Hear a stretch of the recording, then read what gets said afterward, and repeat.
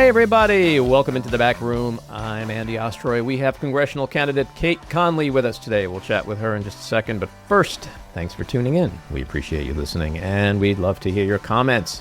So email us at backroomandy@gmail.com and or post on our social media, and we'll read some feedback next time. And if you like the podcast, please rate and review and follow or subscribe, and you'll be notified every time we post a new episode. All right, let's get into the big things of the week. I mean, this was a crazy week. But last night we learned that New York State Attorney General Tish James is indicted. So that's now 2 indictments in the last week and a half or whatever. Former FBI Director James Comey being the first in Trump's I Am Your Retribution campaign. And I do believe that, at least according to almost every legal expert, it's very likely that both of these cases will get thrown out at the motion to dismiss phase. But even if they do end up going to trial somehow, that they'll never get a conviction. Because in Donald Trump's own words and posts, there's such a paper trail and an audio trail of him targeting his political opponents. So that leaves the defendants with very good cases for selective and vindictive prosecution defenses. And in James's case, it boils down to $18,000. That's apparently what is at the root financially of whatever alleged fraud they're claiming she committed. But after the indictment was handed up, Tish James came out with a statement. Let's play that clip. This is nothing more than a continuation of the president's desperate weaponization of our justice system. He is forcing federal law enforcement agencies to do his bidding, all because I did my job as the New York State Attorney General. These charges are baseless, and the president's own public statements make clear that his only goal is political retribution at any cost. The president's actions are a grave violation of our constitutional order and have drawn sharp criticism from members of both parties. His decision to fire a United States attorney who refused to bring charges against me and replace them with someone who is blindly loyal not to the law, but to the president, is antithetical to the bedrock principles of our country. This is the time for leaders on both sides of the aisle to speak out against this blatant perversion of our system of justice.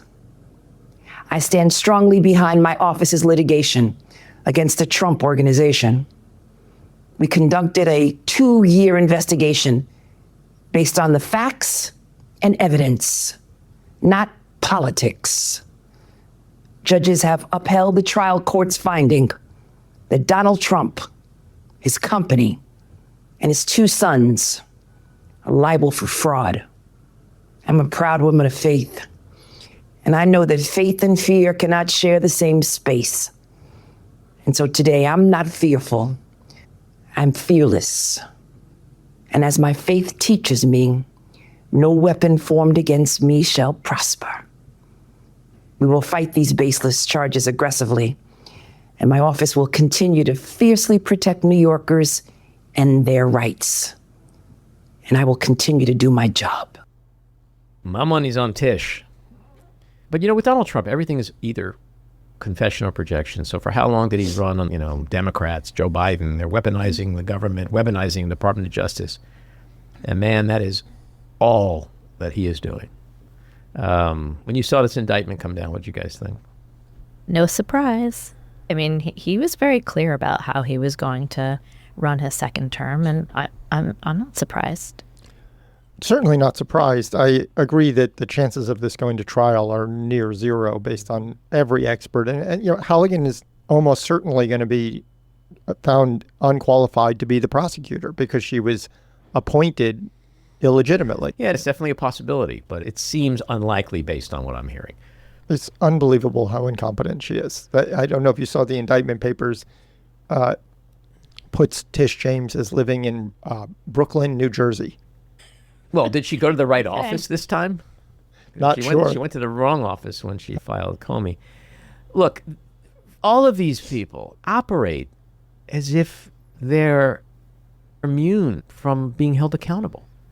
I mean, how many lawyers of Donald Trump, including Rudy Giuliani, have lost their license? Right? Yeah. I don't think these people are thinking about it.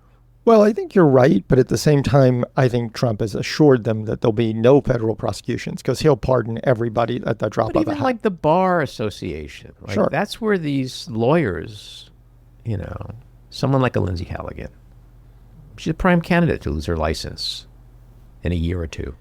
Yep. Well, this will be interesting to see who's next.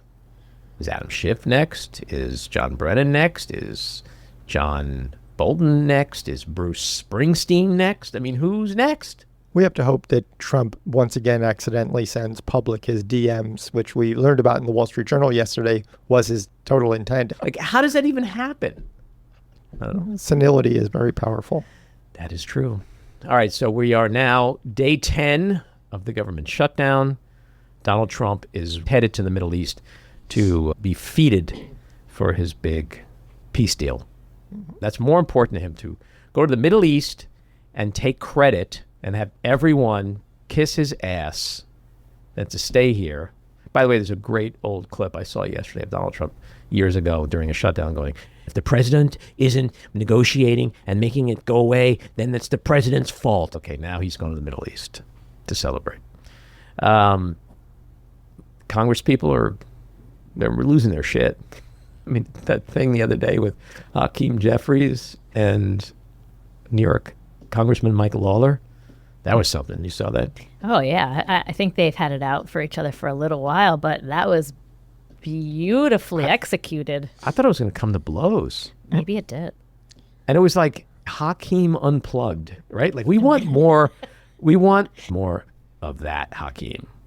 We need Hakeem kicking ass. Let's play the clip. Listen, you're not gonna talk to me. You're not gonna talk to me and talk over me because you don't want to hear what I have to say. Oh, I'm listening. So why don't you just keep your mouth shut? Oh, Because you showed is that the way up, it's you called? showed up, Yeah. and so you voted for this one big I signed ugly on to bill, this. You can extend it a right now. permanent extension of massive tax breaks. Let me ask you a question. Where are the rest of these fucking Democrats who aren't sounding like this? All of them need to sound like this. He went Will Smith on him. He was like, shut your mouth. Like, it was unbelievable. It was fire in the belly. And you're right. We need to see more Democrats doing that. Here's the thing about what Democrats are fighting for. This is about people losing their health care or having their premiums double. That woman, Republican voter, called into a show yesterday that Mike Johnson was on, and she lashed into him. And then he went into some bullshit about, the illegal aliens getting the insurance. But of course, that's a narrative they keep spewing because it feeds the base, keeps the immigration thing at the forefront of, shut down immigration, tariffs immigration, troops on the streets, immigration. Everything is immigration. Scary brown people. I've said this before. I'm going to say it again. This is a Republican shutdown. You can be in the majority. That's fine. You can say to Democrats, we don't want your input. We don't need your input. That's fine. You could say to Democrats, you're going to get nothing in this bill that you want. And we're not going to take anything out of this bill that you don't want. That's fine. You could tell Democrats to go fuck themselves. They did. And they did. That's fine too. That's the benefit of being in the majority. The only problem is you can't pass this piece of shit bill without Democrats. So now I vote for Democrats. You vote for Democrats. Matty, you vote for Democrats. We send them to Washington to vote our interests, not to rubber stamp what Trump wants, what Mike Johnson wants, or John Thune wants, or Republicans want, but we want. So just like Republicans have the right to say all that stuff I just mentioned, Democrats have a right to go, not in our best interests, so we're not voting for it. Tell me how that's a fucking Democrat or a Schumer shutdown. Republicans say Democrats need to do their job. No, they're actually doing their job. They're doing their job literally by not voting for something, A, which they had no input in, and B, is not in the best interest of their constituents. Do I get that wrong? I think you have it right, and well done for them really showing grit and a spine and staying together, because that's not easy for Democrats. No, we hope that they stay together. I just hope they keep it up, because things will get, unfortunately, really ugly.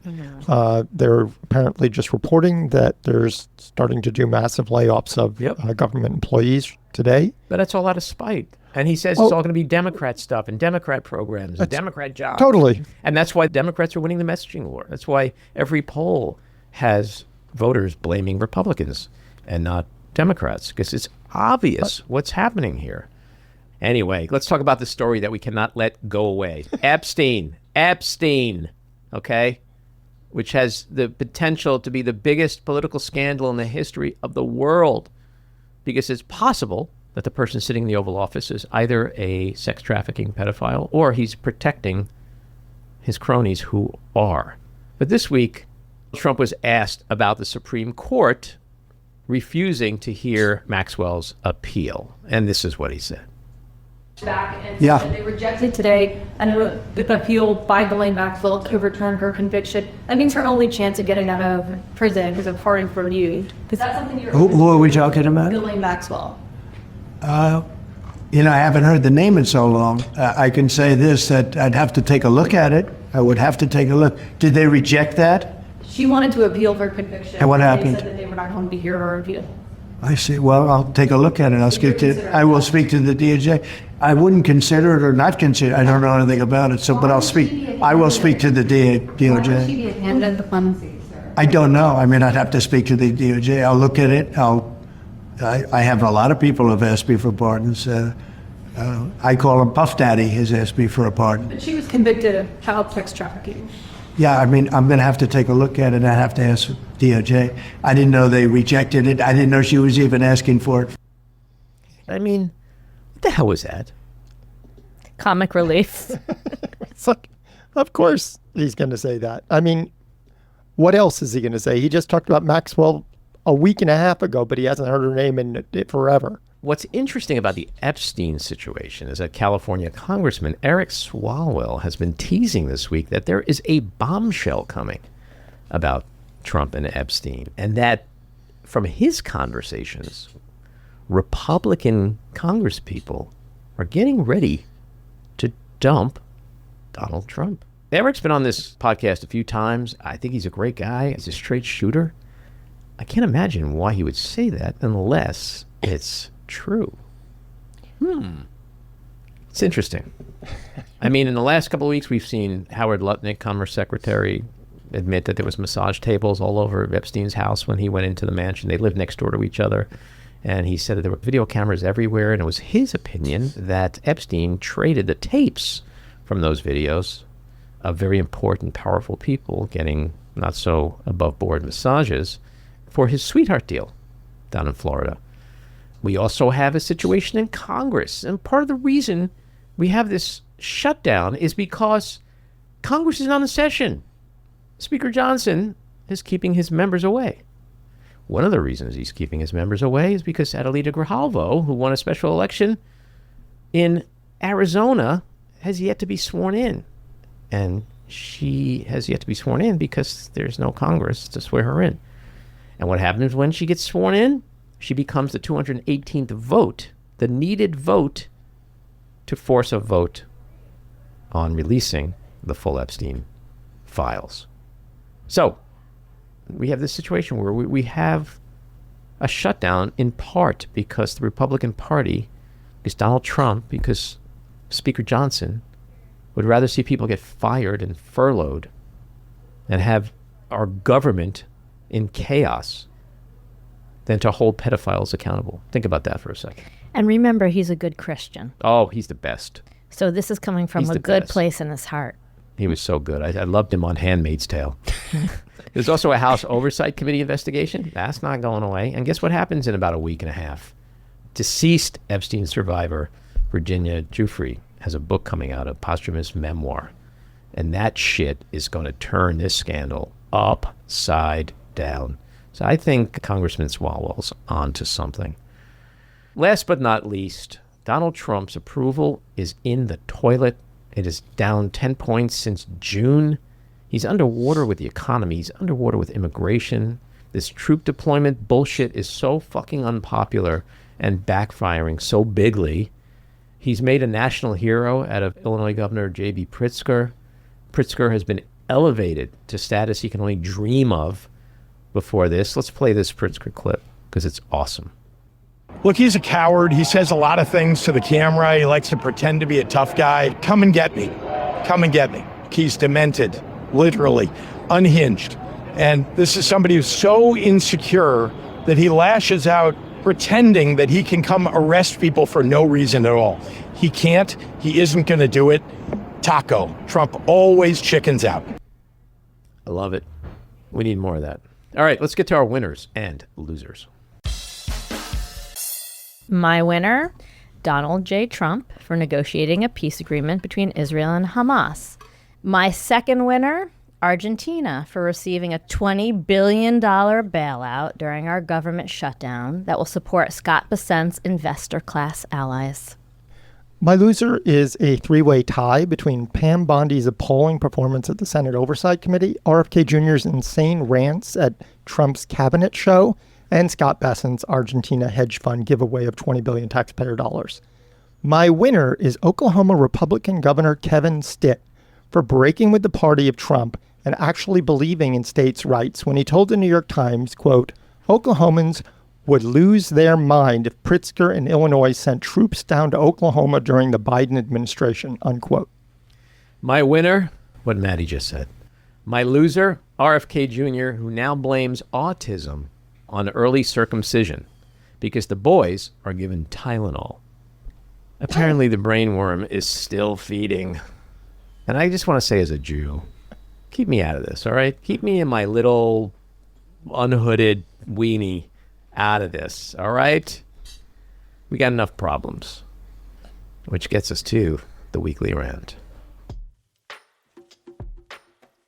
So Trump on Wednesday held a Antifa roundtable at the White House. And man, what a bizarro shit show of dumpster fire insanity that was. Attendees included Attorney General Pam Barbie and Homeland Security Secretary Cosplay Christie, who vomited up the most inane, pathetic lies and propaganda. Cosplay Christie said Antifa is a group that wants to, quote, destroy the American people and their way of life, and has, quote, infiltrated our entire country from, quote, city to city. And Pam Barbie said she and the Justice Department are going to, quote, take down the organization brick by brick and, quote, destroy the organization from top to bottom. The only problem for these two co-opted fembots is that there is no organization. There's no bricks. There's no entity called Antifa. It's not an actual entity. There's no headquarters. There's no regional offices. There's no board of directors. There's no org chart or chain of command. It simply doesn't exist as a targetable group. What it is an ideology, a belief system, a thought process, loosely adopted by random protesters across the country. So, designating Antifa as a, quote, terrorist organization is the ultimate act of idiocy and ridiculousness. It's just another hyperbolic red meat toss to the rapacious MAGA base. It would be like a Democratic administration designating Christian nationalism a terrorist organization. This anti-Antifa campaign is a charade, a total scam, really bad performance art, and a huge insult to MAGA, who Trump and his lying cabal of thugs clearly believes are a bunch of total morons. And by the way, Antifa stands for anti-fascist. You know, those pesky little tyrants our fathers and grandfathers fought against in World War II. Yet Republicans support a fascist dictator wannabe like Trump, who indicts political opponents, deploys troops to U.S. cities, and has his masked secret police force round up and detain, deport, and or disappear people. And his targets are even U.S. citizens, or homegrowns, as he calls them. And by the way, lest we forget, someone who incited a deadly insurrection at the U.S. Capitol and tried to overturn a free and fair election and overthrow the U.S. government. Trump's fascist jam is to label anyone who opposes him and who he doesn't like as Antifa. And if you believe that every protester, especially those who are out in the streets rallying against Trump's autocratic overreach, is Antifa, then you might be brainwashed and in a cult. Someday I truly hope there's a breakthrough for MAGA, and they finally understand, as heartbreaking it will be for them, the extent to which Trump has lied to them, used and abused them, exploited them, treated them like fools. Remember 10 years ago when he said he could shoot someone on Fifth Avenue and he'd not lose any support? Perhaps MAGA should consider what that actually meant. What he was saying is that his supporters are so stupid, such mindless sheep, that they'd gleefully choose him, even if it means killing another human being. Where I come from, that's a colossal insult. Yes, perhaps one day they will realize that every single thing Trump has said is either a lie, a confession, or projection. That he's a master at accusing Democrats of doing everything he's been doing. That he's a master of distraction. That every time his back is to the wall and he's cornered and he's in trouble, he manages to come up with some bullshit shiny new object that sends MAGA down the rabbit hole of cognitive dissonance, delusion, and or denial. Even if it's against their own interests. I suggest they take a look at Marjorie Taylor Greene's positions of late. Once a loyal MAGA soldier and no friend of the liberals, she's suddenly become a thorn on Trump's and Speaker Mike Johnson's asses, while garnering props from liberals for her positions on the shutdown, Epstein, the Iran bombing, and Gaza. She's starting to see through some of the bullshit. She's paying attention. If Madge is starting to see through the bullshit, so should Ma and Pa MAGA. And by the way, you know what we call anti-fascists? Fascists.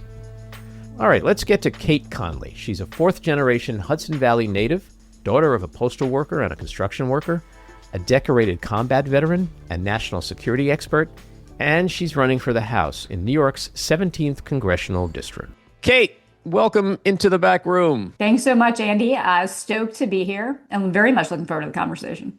So let's start off with your background. Let's begin with high school. Like a lot of people, you watched the Twin Towers fall and the 9/11 attack. Tell us how that horrible day changed your life. Well, to your point, so many of us here in the Hudson Valley felt that day in very personal ways. And I think Americans across the country felt that day. But I'll never forget sitting in English class in 11th grade, junior in high school, and watching the towers fall on TV. And that night is when I went home and I told my mom, if they want to fight, that's where I belong. What just happened, we can't let happen again. And, the values that my family instilled in me, that the Hudson Valley as a community instilled in me. We come from blue collar roots that go back 4 generations here. My great grandfather and grandfather, they worked in the brickyards outside of Montrose. My dad, construction worker. My mom has been with the U.S. Postal Service for 48 years, serving communities up and down the Hudson Valley. And it's those values of working hard, fighting for what matters, having the courage to do the right thing and to stand up. That's what my community, my family taught me. So when 9/11 happened, for me, the next steps and my responsibility to fight and serve was clear. And, I give G.I. Jane and Demi Moore tremendous credit because that movie growing up, showed me it was possible for women to fight. And so that's what I did. Went to West Point, graduated at the top of my class, went off to serve 16 years in the U.S. Army as an active duty Army officer, over a decade of that in the special operations community. So a lot of the stuff I did, I can't talk about, but the stuff I can, I did 6. Well, just send us a signal text. Or maybe they'll leak my records. Go for it. I am so proud of what we've done. But I did 6 combat tours I can talk about, in terms of we literally went to the most dangerous places to hunt down the most brutal terrorists that threaten the safety and security of Americans here at home and around the world. And Andy, I think this goes back to people who've lived their lives solving hard problems in places where the stakes could not be higher, right? And I have to tell you, the privilege of my lifetime has been leading America's sons and daughters in defense of this nation. And it is that kind of feeling, right? That sense of responsibility to fight for what matters. That's certainly what inspired me to take on this next fight. And you were the only person to go to college in your family or graduate from college. Is that correct? Andy, when I say I live the American dream, I mean, neither of my parents graduated from college. I got to go to West Point, earn a master's degree from Harvard, MIT. I got to work at the White House as the director for counterterrorism, and I just turned 40, right? Like, I'm ready to go. And it is that spirit of truly in America, you have boundless opportunities for your future that I think is so, so special, and why people all over the world try to come here because of the American dream. But I will say the American dream that I got to live feels way too distant and almost impossible for too many families here in the Hudson Valley. And that is us failing as America, if that is the reality that American working families are facing. So you are running for Congress in New York's 17th district, which includes Rockland, Putnam, parts of Westchester, and Dutchess counties. The seat is currently held by Republican Representative Mike Lawler. It's a pretty crowded field in terms of Democrats vying for the nomination. What do you believe are the top 2 or 3 things that set you apart from your opponents? I think my blue collar roots here in the Hudson Valley, I'm the only one born and raised here in this field who truly comes from blue collar working class roots. So when we talk about the struggles that families here in the Hudson Valley are facing right now, they're not hypotheticals or case studies for me. They're daily life. You know, I have 2 sisters that can't afford to move home. I am dealing with the struggles of how do we pay for bills while continuing to serve? Like, these are very real things for my family. And so when we talk about why I'm driven, the fire inside to fix this, to make America work for working families again, it's personal. You know, I think this challenge is so important that I take on. Out of this field, I'm the only non-millionaire.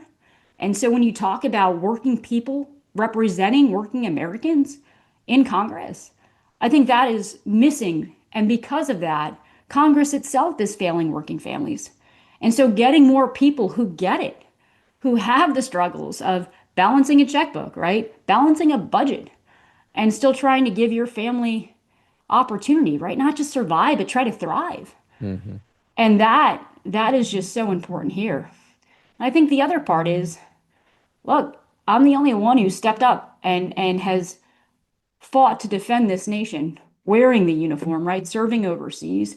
And I think that being an Army Special Ops combat veteran who has truly gone out in the highest of stakes and delivered for this country is such an important part of building trust with people.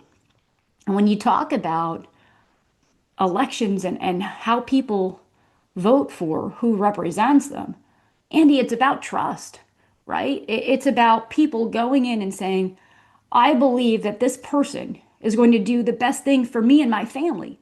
Even if we don't agree on every policy issue, they trust that I'm going to go out there and do what I've done my entire life, which is fight for this country that I love and do the right thing for this country and for working American families.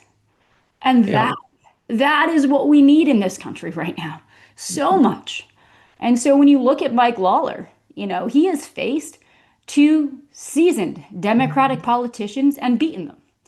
Mike Lawler has never faced someone like me, a veteran who has gone out and delivered for this country time and time again.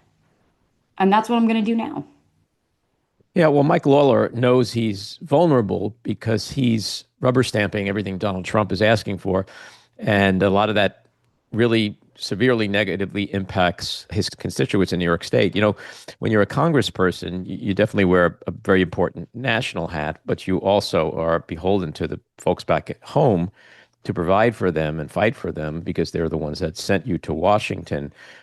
We've just seen how Donald Trump has been weaponizing government to punish New York for counterterrorism resources with infrastructure projects like the Hudson River Tunnel Project and the Second Avenue Subway Project. So how important are those issues to you, like infrastructure, which really directly impact New Yorkers, as well as the safety of our residents because of the cutbacks in policing and counterterrorism resources? Andy, if Mike Lawler was the guy he claimed to be, I wouldn't be doing this. You know, but it is very clear that the only person Mike Lawler serves is himself. And you see that for exactly the reasons you just brought up. The fact that he has 100% of the time backed Trump and his agenda. He has failed to do his job in Congress in providing oversight to the executive branch at a time where we are seeing, to your point, the weaponization and politicization of the executive branch that is unprecedented in our lifetimes. Mike Lawler is not doing his job. There's a dereliction of duty. And in the Army, when you fail in that way, you get fired, right? There is accountability. And that is what next year is going to be. Accountability to Mike Lawler, who under his watch, we have seen electricity prices for the Hudson Valley skyrocket. We've seen tens of thousands of residents here in the district about to get kicked off of Medicaid because of a budget bill he voted for. We're seeing tens of millions of dollars in reduction in programs like SNAP across the district, where here you have working families, right? We're talking about the health and wellness of our children, and he is ripping that away. And his job is to set the conditions for families here to thrive. And instead, he is willing to play partisan games and put their futures in jeopardy to advance his political ambitions. And that has been made abundantly clear. And that is where accountability is coming. Yeah, well, his positions with regard to the shutdown in particular, healthcare, it's very important to his constituents, yet Democrats, as we are seeing, are fighting to extend the Obamacare subsidies and also trying to reverse the huge cuts to Medicaid that are in what I call the big ugly ass bill. I wish everybody would stop calling it the big beautiful bill. And so when you said he serves no one but himself, you're right, but he also serves Donald Trump. And I think that is going to get him in trouble in this next election because he's not representing New York State. And when you see him on TV in the interviews, I mean, he's a guy between a rock and a hard place. Like, he knows. The worst thing in the world is to know you're in trouble and not be able to do anything about it because you have pledged undying fealty to the king. Yeah, I have no sympathy for him, Andy. He made his choice. And this goes back to what they teach you at West Point, right? It is choosing the harder right over the easier wrong. And I used to tell my soldiers something, doing the right thing when it's easy, that's just doing your job.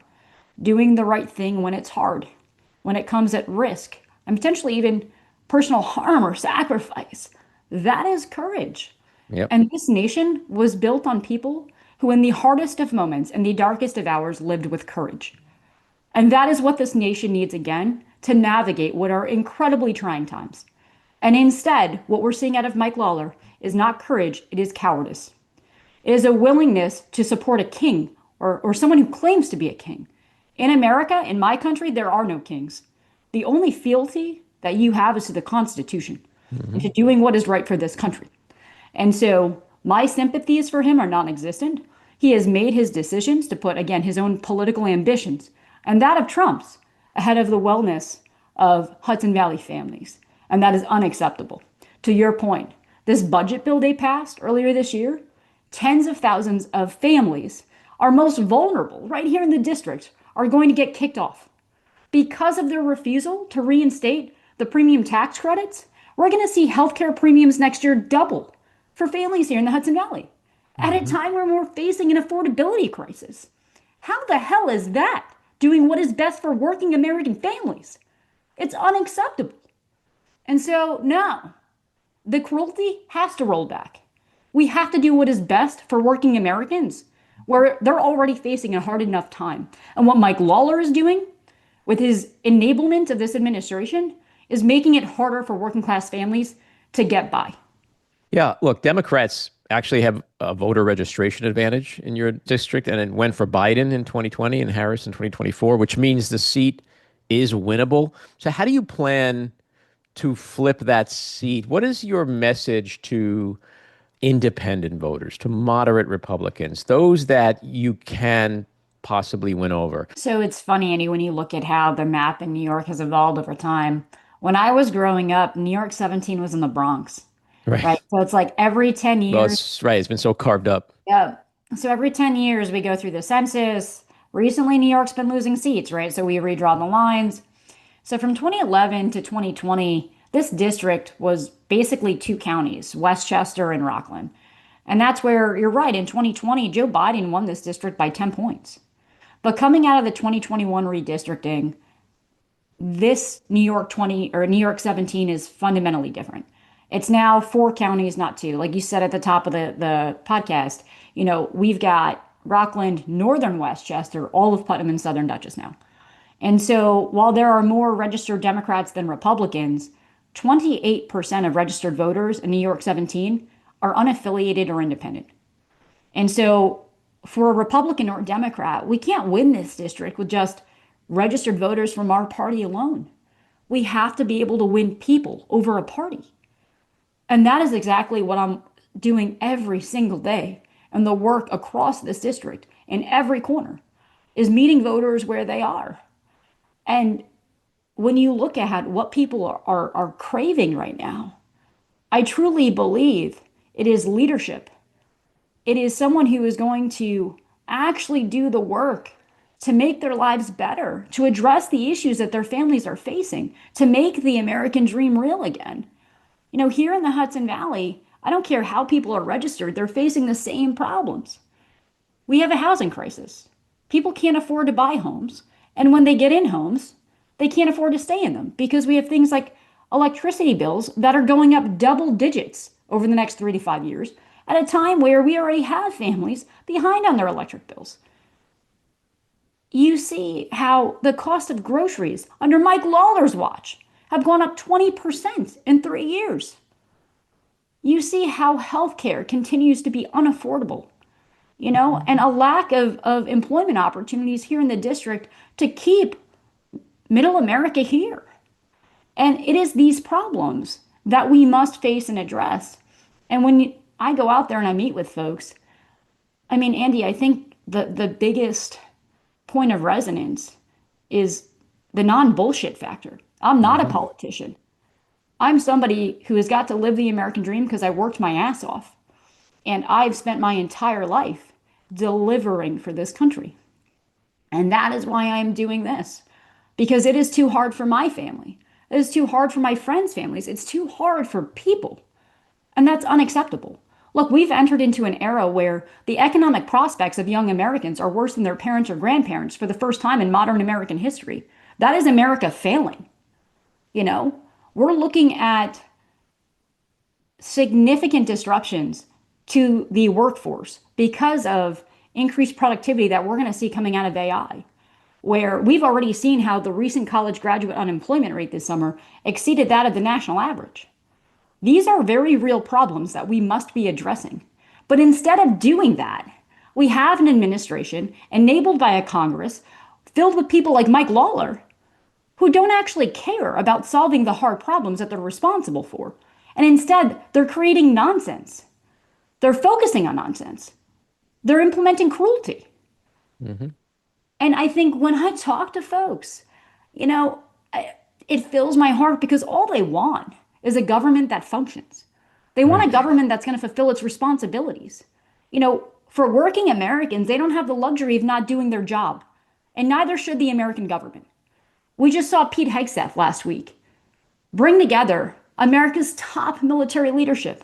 Yeah, if you could hold that, because I definitely want to get into that and a couple of other things that speak to your background. But I want to continue with the district just for a few minutes. New York 17 has a large Jewish population, an appreciable Orthodox Jewish population.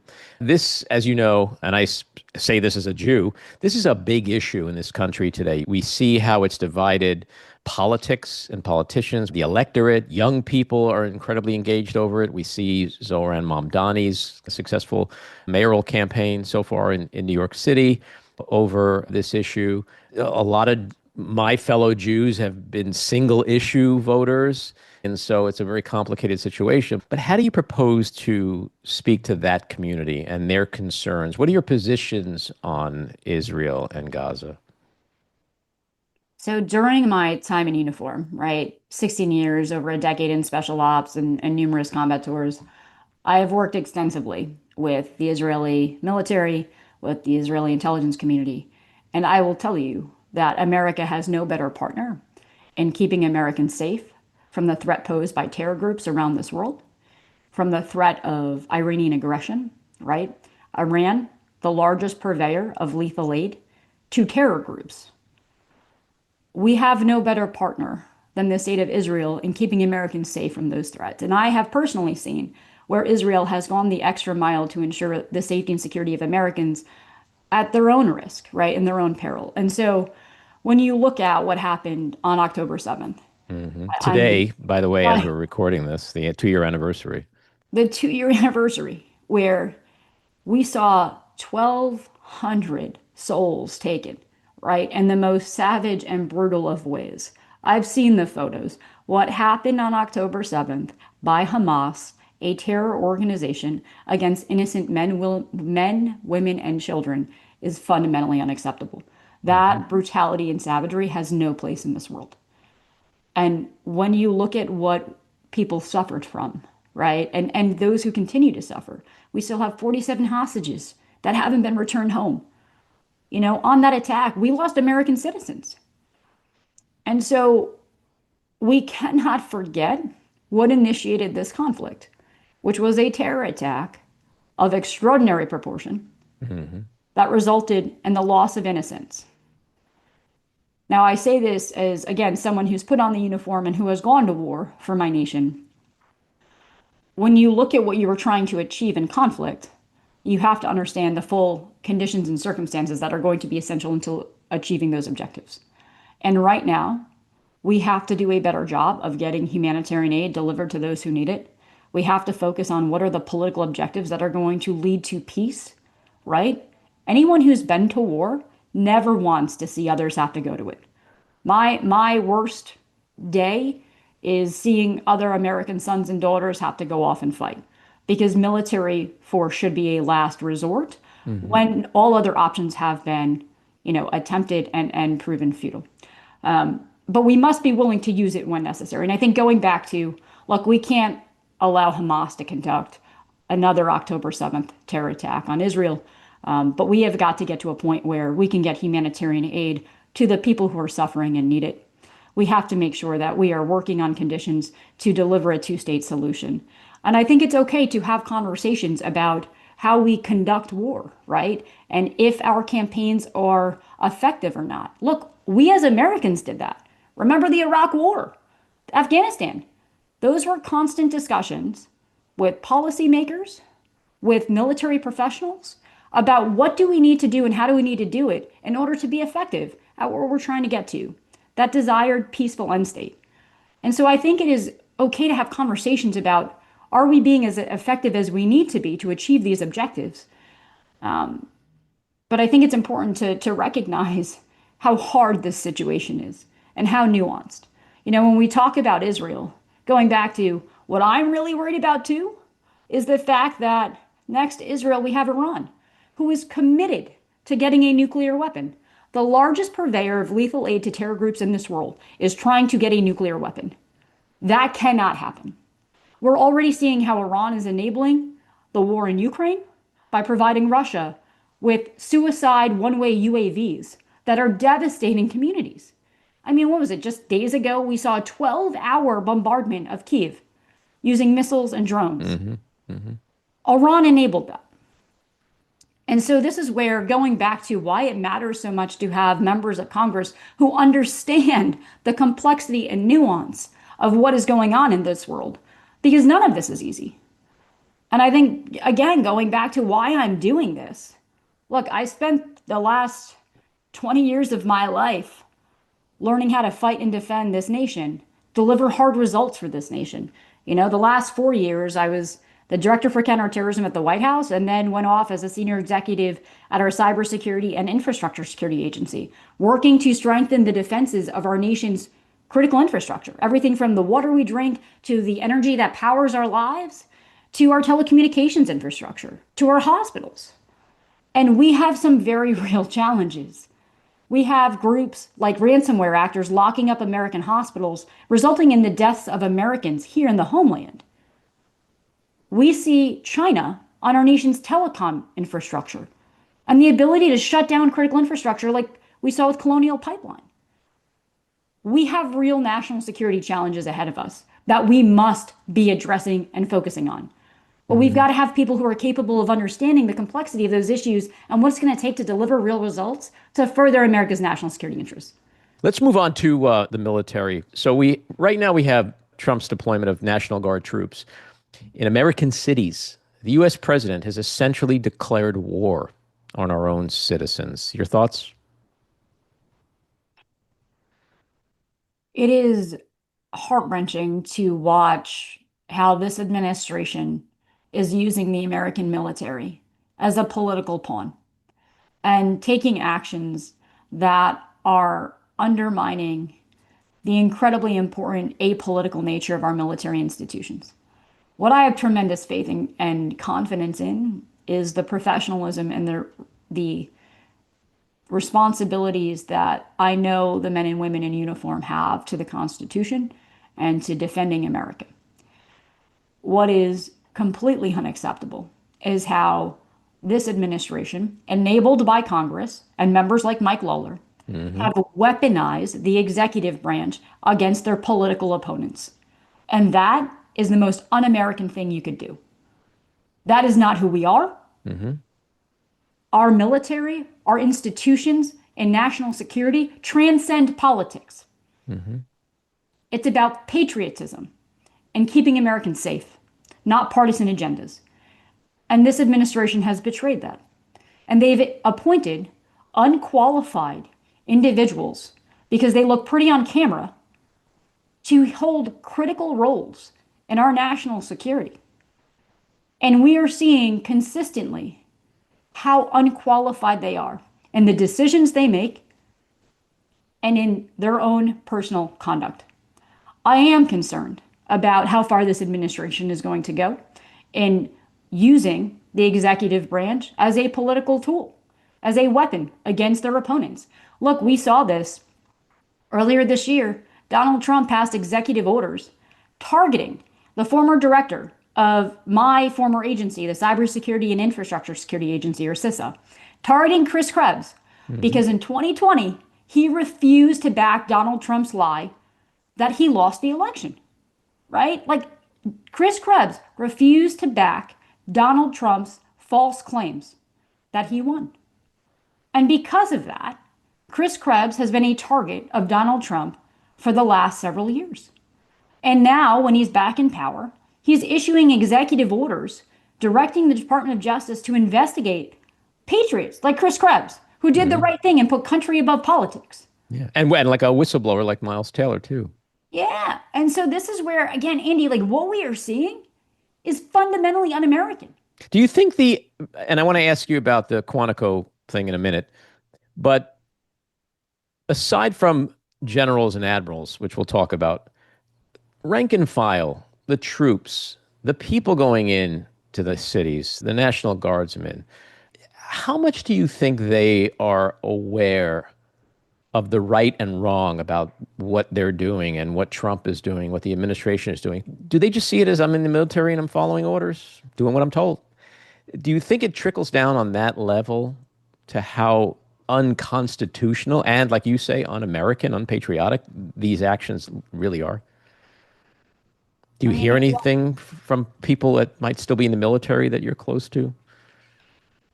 Andy, I talk to folks who are out there, and the folks I talk to, it's definitely a spectrum of feelings where some are incredibly concerned and frustrated because, they rose their right hand and swore an oath to the Constitution to defend America against our enemies. They're supposed to support and defend the American people. And they are concerned that they are being used as a tool against them. And are being told now that the American people are our enemies. All right, the Insurrection Act bullshit from Trump. So I think there's some that don't realize what's going on, right? Because they're just showing up and they're doing their job. And they want to be responsible to the American people in terms of, if I'm being told I need to go here to help protect Americans, I'm going to go. But I think this is where, the military leadership that is responsible for these formations understands what's at stake. and they understand their responsibilities. And that transcends any person or political party. And so when we look at what is happening, it just breaks my heart, because America deserves the most effective fighting force in the world. And that's what we have. And these folks should be training for combat, right? Preparing for war, not picking up trash in Washington, D.C., not directing traffic or standing at posts. So these actions to further a political agenda are making America less safe, because troops are getting pulled away from what they should be doing, which is ensuring their combat readiness.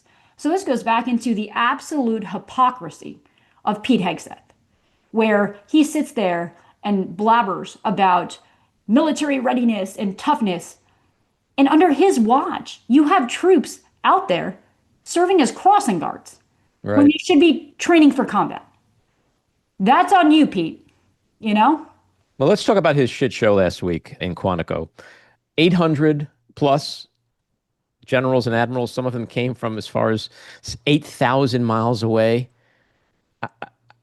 I can only imagine what must have been going through their heads when they listened to Hegseth and then listened to Trump. And the takeaways, I mean, attacks on women, attacks on trans people, and fat generals, and using American cities as training grounds. I can't imagine a general not sitting there and going, what the fuck am I listening to? It is such an insult to the professionalism and the sacrifice and the service of the men and women in that room. They will never say that because they're professionals, but they deserve better. And going back to, look, America has very real national security challenges right now. And that is what these leaders should be talking about, should be focused on. We just saw North Korea affirm that they're going to continue expanding their nuclear weapons arsenal. We see Iran unwaveringly committed to building a nuclear weapon. We see a continued conflict in Ukraine, started by Putin, right? Attacking the sovereignty of democracy, and then doing incursions into the sovereign airspace of NATO allies. We have very real threats. I talked about it earlier. We have ransomware actors, many of whom who are enabled by some of our strategic adversaries like North Korea, like Russia, who are conducting cyber attacks on our nation's critical infrastructure, extorting billions of dollars in costs, in ransoms. That is what America's military should be focused on, keeping America safe. Instead, you see the Secretary of Defense compensating for his fragile ego, going up there and pounding his chest about how tough things will be under his watch. A man who could not do this as a full-time job himself, right? He could have served active duty, and he didn't. And so when you look at this guy who has this incredible responsibility of being the civilian leader of our nation's armed forces, and he gets on that platform and makes an absolute joke of himself, it is an insult to the men and women in uniform, and my heart breaks for them because they deserve so much better. And I will tell you, as somebody who came up during the era of gender inclusion in combat arms, I started my career before we opened all combat arms branches to women. And as someone who graduated the top of my class at West Point, conducted all the same tactical exercises and tactical responsibilities, as someone who cut my teeth in some of the most elite military units in the world, we have gone out there and done the job, not as women, but as soldiers. And from the very beginning, as we pushed the envelope on complete inclusion and gender neutrality, all we ever wanted were gender neutral standards, because our point is we can do the job, period. And so for this guy to get up there and to make this ordeal out of expanding a handful of exercises and changing the scoring metrics on a test you take twice a year, congratulations. Like, are you kidding me? This is what you're worried about. What he failed to talk about is the fact that women have already been delivering in these jobs for over a decade. You know, we see nearly 200 women who have gone through Ranger School in the U.S. Army proudly wearing the tab. That's as gender neutral as it gets, man. Yeah, well, back to Israel for a second. Ask the Israelis what the armed forces would be like without women. Yeah. And this is not something that the world hasn't seen. And you said he's overcompensating, and you're right. And so is our draft dodger president. So the two of them lecturing these incredibly experienced generals and admirals was a total shit show. But I guess the most important question for me and a lot of people, and this is a hard one to answer because you really don't know. So it's really just your opinion.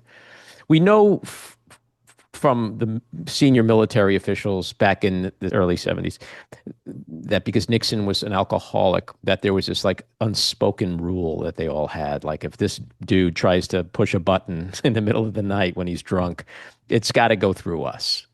We also learned from Mark Milley after the first Trump term that there was a little pact that if this maniac tries to do something. In my opinion, the number one threat to our democracy right now is the United States president. And so then it becomes, okay, well, he's the commander in chief. What would the military do if given certain orders? We talked about the rank and file before. As we've learned through history, it's all that I was just following orders shit, you know, and perhaps on some degree, rightly so, because they didn't know any better. But the generals and the admirals, they know better. What are these people going to do when they're given the wrong orders? Like shoot people in Portland or Chicago or whatever. Andy, my confidence in the military leaders and soldiers of this nation is unwavering.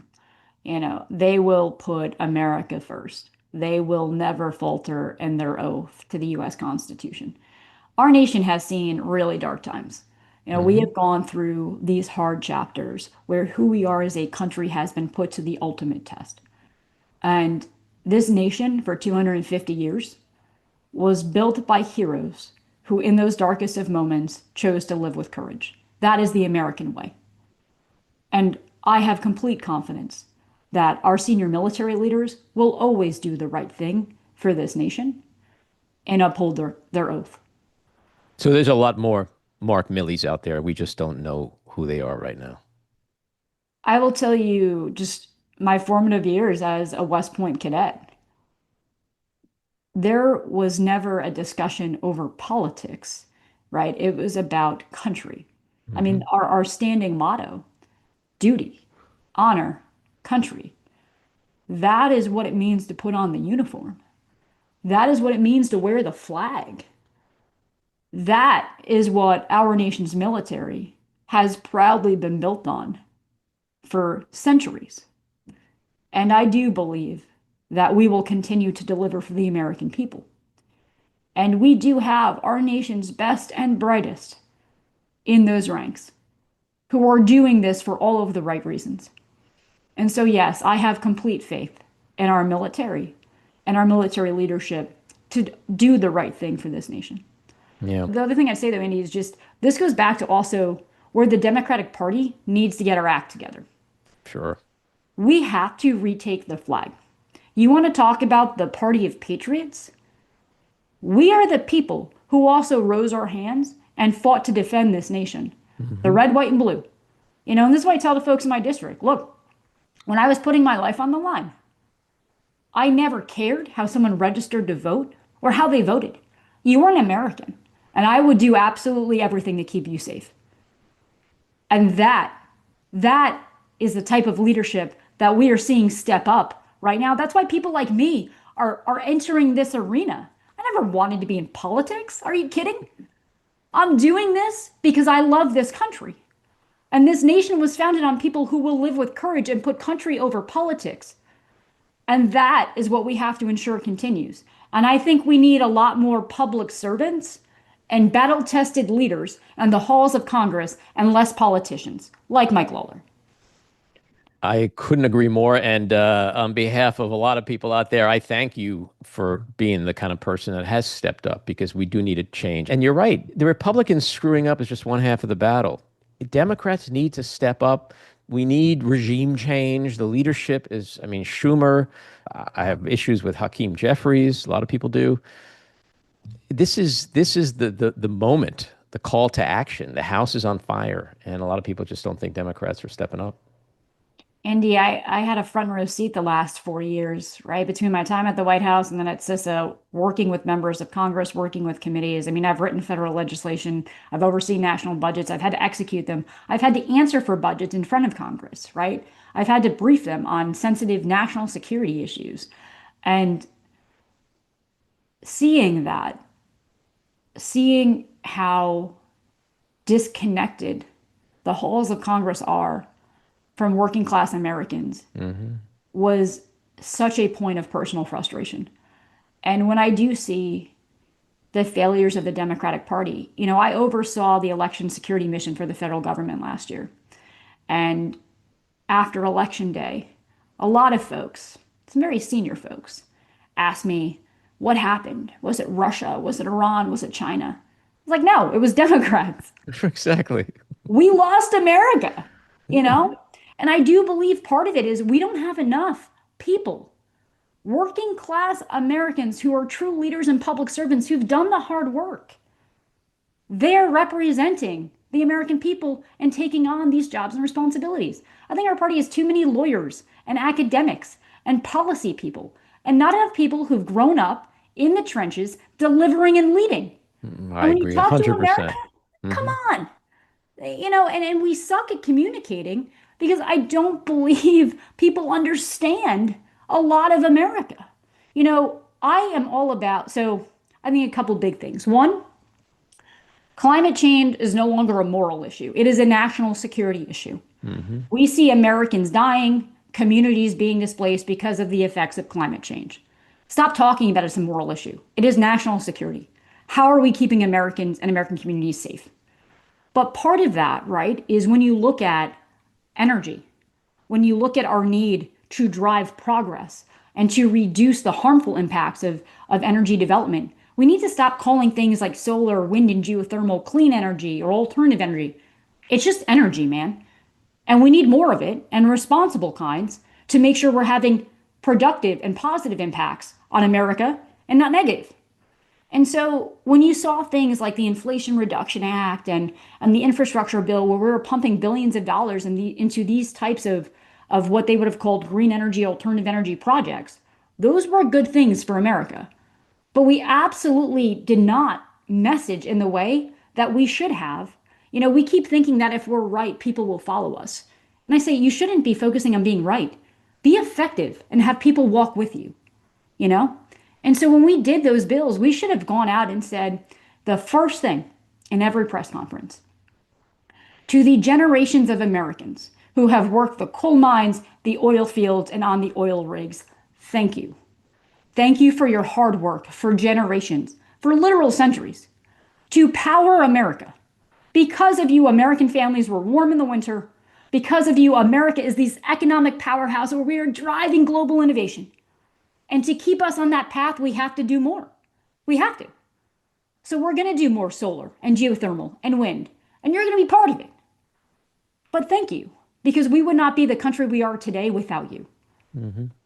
Instead, we made working Americans, hardworking Americans, doing hard jobs, like working in coal mines, feel like they're the enemy.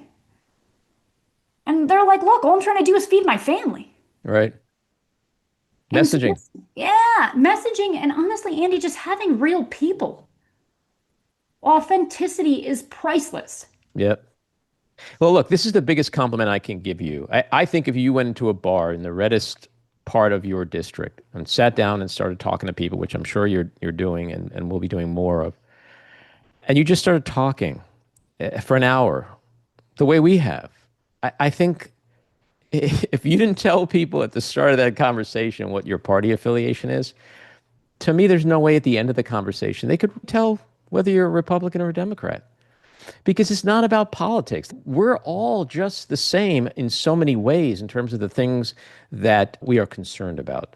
And I think the politicians that are going to be the most successful going forward are the ones who have that authenticity, but who also just aren't clobbering people over the head with their partisan ideology. And I still think there's a big part of this country, and certainly New York State, people in the middle.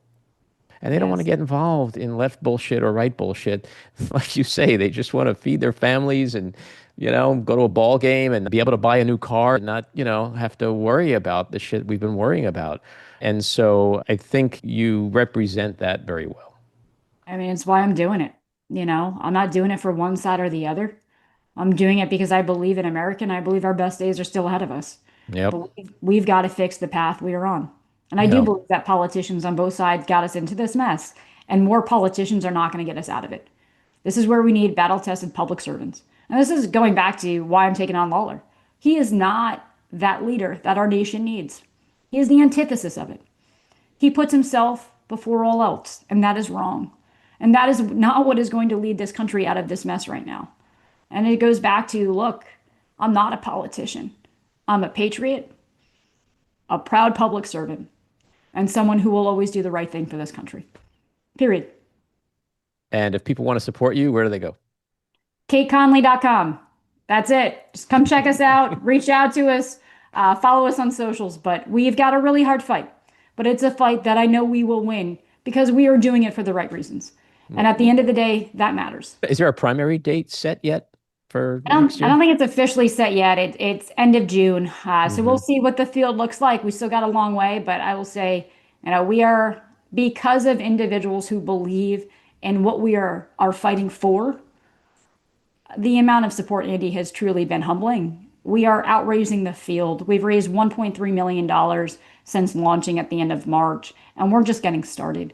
And I could not be more grateful or humbled for taking on this fight for Hudson Valley families, for American families, because this district, as much as it's about the future and the fate of Hudson Valley families, the role this is going to play next year in determining the House of Representatives and who controls it cannot be understated. It was one of 3 districts last year, right, that went for Kamala Harris and Republican.